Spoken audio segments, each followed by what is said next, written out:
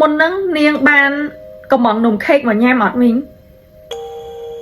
អូចាស់ក្មួយរឿងនេះវាកន្លងហួសយូរហើយអញ្ចឹងបើរឿងនំខេកនំអីហ្នឹងមីងអត់ចាំទេមីងសុំទោសផងណាមីងអត់ចាំអីទេចាអត់អីទេអរគុណច្រើនមីងសួរនាំ5គ្រួសារនៅតែអត់ទៅមុខនៅតែអត់បានតម្រុយអីសោះតើខ្ញុំគួរតែបោះបង់វាចោលឬក៏បន្តទៀតទៅណោះអូយហើយគេត្រង់ចូលធ្វើអីហ្នឹងក៏វែងសម្បើម្ល៉េះហើយគេរត់ទិញអីមែនបងខ្ញុំសូមសួរតិចបាញ់ត្រង់ជួធ្វើអីវែងខ្លាំងណាស់ចាំធ្វើគេអូយអូនឯងអត់ដឹងទេហីគេចាំទិញនំខេកអីនេះពងល្បីហើយ viral នេះហើយឡើងឆ្ងាញ់គេថាឆ្ងាញ់ហ្នឹងឯងមនុស្សស្លាប់ច្រើនម៉េះយំមិញម៉ោង10នាទីដូចគ្នាច្បាស់ជាកន្លែងនំហ្នឹងហើយច្បាស់ជាកន្លែងនំពិតប្រាកដទេបានធ្វើឲ្យមនុស្សស្លាប់ពេញហ្នឹងដោយសារញ៉ាំនំហ្នឹងហើយខ្ញុំច្បាស់ហើយប៉ុន្តែខ្ញុំទៅប្តឹងប៉ូលីសហ្មងឬក៏មិនតែខ្ញុំអត់មានផុសតាំងអីបញ្ជាក់ហ្នឹងគេមកជឿខ្ញុំមើលជំរាបសួរមីងខម៉ូយចង់ហៅទិញនំអីគេដែរអត់ទេមីងខ្ញុំចង់រកការងារធ្វើឲ្យឃើញខាងមីងលក់ដាច់ចឹងគីឡូខ្វះមនុស្សអីចឹងណាអូកំពុងតែរកមនុស្សចង់មកជួយផងខម៉ូយអាចធ្វើថ្ងៃនេះមកបានអត់ចាបានខ្ញុំអាចធ្វើបានឥឡូវបងច្រើនបងថ្ងៃក្រោយចេញមកទៀតអរគុណអូយធំតលក់អស់ Oh my god មីងយើងលក់អស់ហើយមីង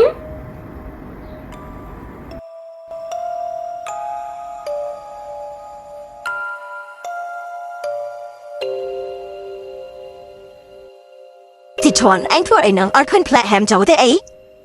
សុំទោសមីងខ្ញុំអត់បានឃើញផ្លែនៅមកធ្វើខ្ញុំស្មានតែបន្ទប់ធម្មតាចង់ប្រាប់មីងថានំយើងលក់អស់ហើយឃើញចឹងល្អអញអាចទៅបាននេះចាមីងអរគុណអូនញ៉ាំនំនឹងហើយកុំទៅកន្លែងចក្រានបាយកន្លែងមានអាក្លាបោលាងដៃអូខេមកចឹងបងទៅញ៉ាំនៅចក្រានបាយអត់ឆ្ងាញ់ទេពេលញ៉ាំកុំទៅកន្លែងហ្នឹងអូខេ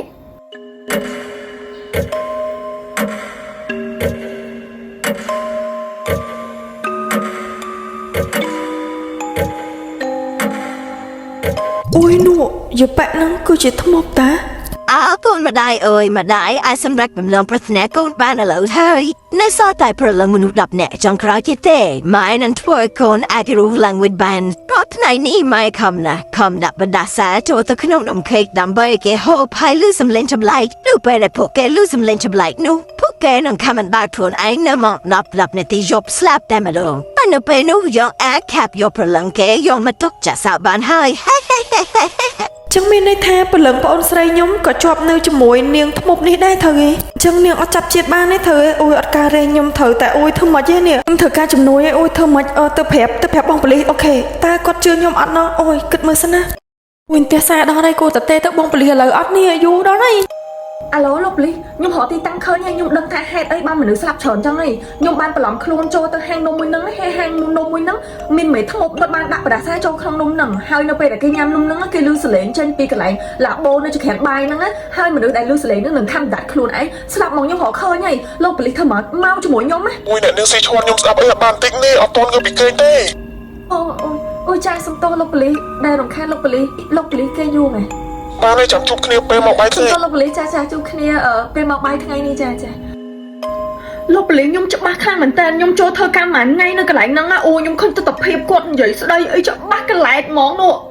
ផ្ទះមួយណាលក់នំឃើញបិទដូចចាក់សោដូចឃ្លាំងហ្នឹងប៉ុន្តែពេលថ្ងៃមុនខ្ញុំចូលធ្វើការកន្លែងហ្នឹងហើយមិនបាត់មនុស្សបាត់អីទៅណែមកធ្វើផ្ទះចោលចឹងអ្នកនាងចង់លេងសើចជាមួយខ្ញុំឬក៏មិននេះឬក៏ចង់ញ៉ាយខ្ញុំហៅខ្ញុំមកដេតខ្ញុំស្គាល់កន្លែងហ្នឹងច្បាស់ណាស់លោកប៉ូលីសប្រាប់ខ្ញុំតិចមើលខ្ញុំកើតឈួតឬក៏សម័យអីទេដឹងអ្នកនាងស៊ីឈួនសុំរងអារម្មណ៍សិនមកទៅអង្គុយក្នុងឡានខ្ញុំសិនទៅចាខ្ញុំគួរតែទៅប៉ែតអត់មើលទៅប្រហែលជាខ្ញុំកើតសម័យឈួតអីទេដឹងនាងនៅវល់បារម្ភរឿងប្អូនស្រីនាងណែញ៉ាំនំនេះសិនទៅដើម្បីរងអារម្មណ៍ចាអរគុណលោកប៉ូលីសមកណា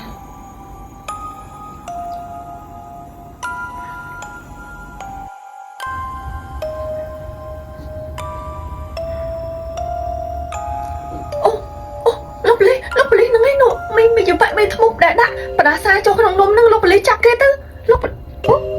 មិនបានចង់អញ្ចឹងមិនបានខ្ញុំថាចង់អញ្ចឹង កូនឯងនេះធ្វើកាកចាក់ជាមែនប៊ីនឹងលីងស្គូតនេះចាប់បាន កុំអារម្មណ៍ម៉ែអត់អីទេកូនជាប៉ូលីសប៉ុណ្ណានៅអីគ្មានអ្នកហ៊ានចាប់យើងបានទេ ម៉ាក់ហើយនឹងកូន